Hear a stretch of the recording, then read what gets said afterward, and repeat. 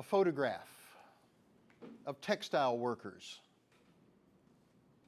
And just look at how young they are. And they are so small that they have to stand on the baskets at the bottom of the machine just to reach the spindles at the top. And what I love about this photograph is this lad right here. And you might be thinking, well, he probably can't afford a better shirt. And that may have been the case, but probably, more likely, that torn sleeve right there is a byproduct of getting that sleeve caught when these machines start moving. And he probably is very lucky that his shirt sleeve was just torn rather than his arm being torn off. When you think of coal miners, do you think of kids?